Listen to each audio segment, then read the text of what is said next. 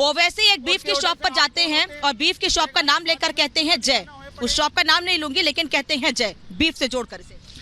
देखिए, ओबीसी का जो मानसिक संतुलन खो बैठे हुए हैं, क्योंकि भारतीय जनता पार्टी ने हैदराबाद में कमल खिलाने का काम किया और अब की बार जो 400 पार का मोदी जी ने नारा दिया उससे वो बौखला गए हैं।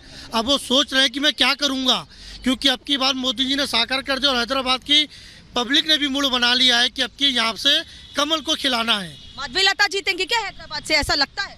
देखिए, जिस बात को असदुद्दीन ओवैसी ने कहा वो असदुद्दीन ओवैसी ने कहा, स्वयं भारतीय जनता पार्टी ने कहा। पहला चरण का चुनाव हुआ, एक पैकेज पहुंचा दिया गया और असदुद्दीन ओवैसी ने बयान दे दिया। असदुद्दीन ओवैसी और भारतीय जनता पार्टी को अलग अलग मत समझिएगा। उनके बयान को भारतीय जनता पार्टी कैश करती है, एक पोलराइजेशन करती है, एक मैसेज देती है कि देखिए मुसलमान जो है कैसे हो गया है, मुसलमान क्या कर देगा। जो भारतीय जनता पार्टी चाहती है वही असदुद्दीन ओवैसी बोलते हैं, अलग थोड़ी है। मतलब ओवैसी की पार्टी, ये जो आरोप लगा रहे हैं, कह रहे हैं ओवैसी बी पार्टी है भारतीय जनता पार्टी। जी मैम, भारतीय जनता पार्टी का बी पार्टी का कार्य जो ओवैसी जी हैं वो यही कार्य करते हैं। वो हमेशा से भारतीय जनता पार्टी के पक्ष में ही बात करने का प्रयास करते हैं। उन्हीं के कारण वोट पोलराइज होता है और हिंदू और मुस्लिम के बीच में विवाद फैलता है।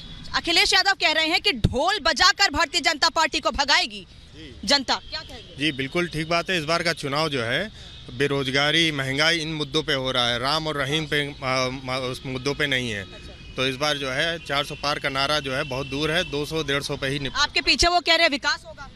देखिए, जहां अखिलेश जी की बात है, अखिलेश जी तो खुद ही स्वीकार कर चुके हैं, वो पहले बयान दे चुके हैं प्रथम फेज में सारी सीटें भारतीय जनता पार्टी जीत रही, क्योंकि वो जानते हैं कि उन्होंने अपने कार्यकाल में किया है, क्या किया है, भ्रष्टाचार, परिवारवाद, संपत्ति बनाना, यही सब किया है और जनता उनको अस्वीकार कर चुकी है।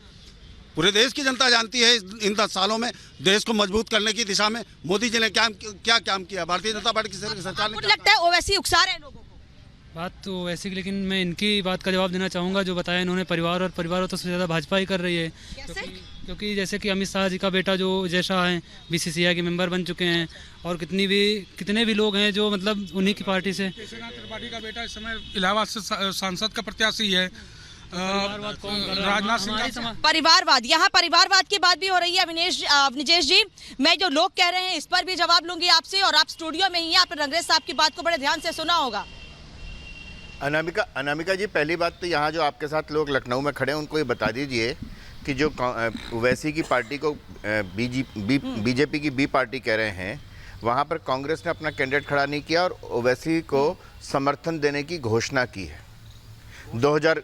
हाँ बिल्कुल, वहाँ के जनरल सेक्रेटरी ने, जनरल सेक्रेटरी का नाम नहीं मालूम, आप कहेंगे तो मैं उसका भी बता दूंगा आपको। बाकायदा ओपनली उसको कांग्रेस ने सपोर्ट करने की, समर्थन देने की घोषणा की है। पहली बात, 2000 खुद ओवैसी साहब कह रहे हैं कि 2011-12 तक तो मैं यूपीए सरकार में था, एक वोट से बचाना था जब मनमोहन सिंह की सरकार को, तब ओवैसी ने उनके साथ वोट दिया था। तो इसमें कोई दो राय नहीं है, लेकिन इस तूतू में मैं पढ़ना नहीं चाहता। बात बड़ी साफ सी है कि देश की जनता ने जिस प्रकार से पिछले 10 सालों में जो स्वप्न देखे थे, उन स्वप्नों को पूरा होते हुए देखने की जो उनको हकीकत नज़र आती है, उस हकीकत के कारण आज न सिर्फ भाजपा बल्कि देश की जनता चुनाव लड़ रही है। देश की जनता चाहती है कि यही सरकार, नरेंद्र मोदी जो हैं, फिर से इस देश के प्रधानमंत्री बन करके इस देश का नेतृत्व करें।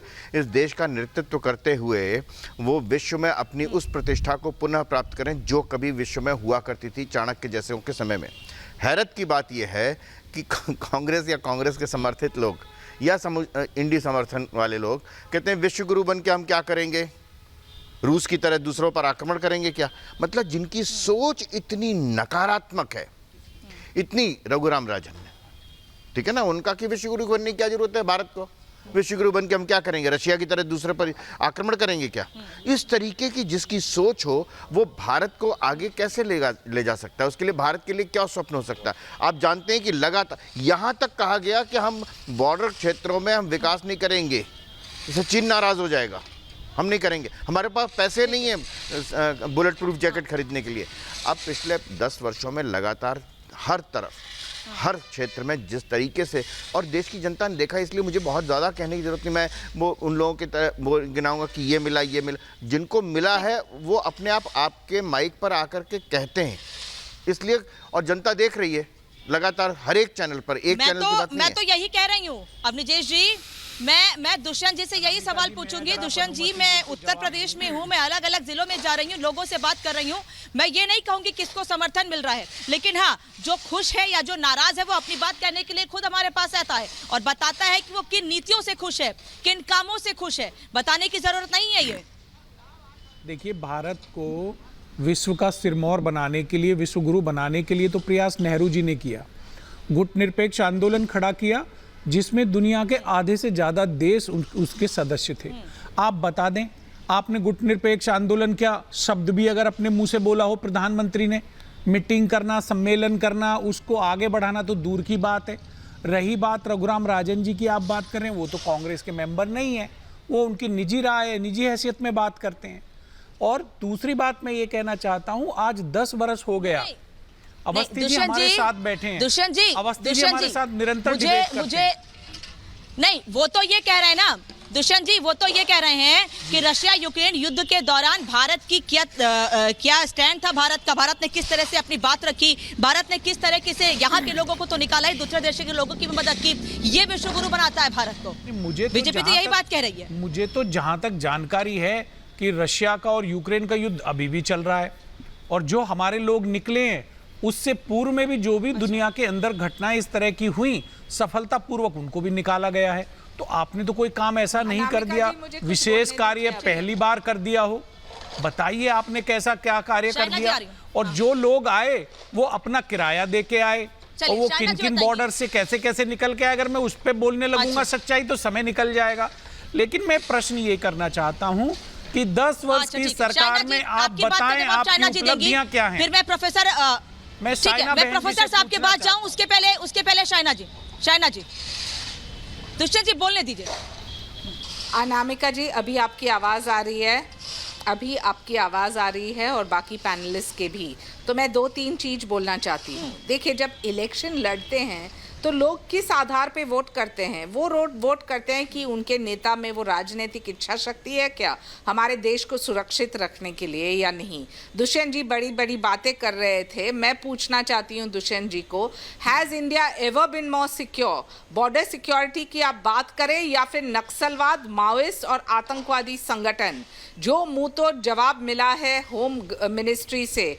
आप हाल ही में देखें, छत्तीसगढ़ में जब 29 माओइस्ट को ख़त्म किया जाता है, जब कोई भी कम्युनल टेंशन नहीं, कोई कम्युनल वायलेंस नहीं, एब्रिगेशन ऑफ 370 को लेके भारत इतना स्थिर रूप से जम्मू कश्मीर एक भारत का एक इंटीग्रल पार्ट बन चुका है, कोई शोर शराबा नहीं। तो कहने का तात्पर्य ये है कि हमारी जो सरकार है मोदी जी के नेतृत्व में सिर्फ काम करते रहते हैं। हम हेडलाइंस के लिए कोशिश या प्रयास नहीं करते हैं। जैसे कि प्रधानमंत्री ने कहा, उनका फोकस हेडलाइन नहीं है, डेडलाइन है, और देश सर्वप्रथम, उसके बाद पार्टी, उसके बाद निजी हेडलाइन बनाने वाले। दूसरे तरफ पे MIM को लेके मैं एक संक्षेप देखिए, MIM को लेके हमने देखा है उनकी वोट बैंक की राजनीति, फोटोग्राफ्स को मॉफ करना, कैसे वोटर को गुमराह करना, ऐसे भड़कावे स्टेटमेंट्स देना।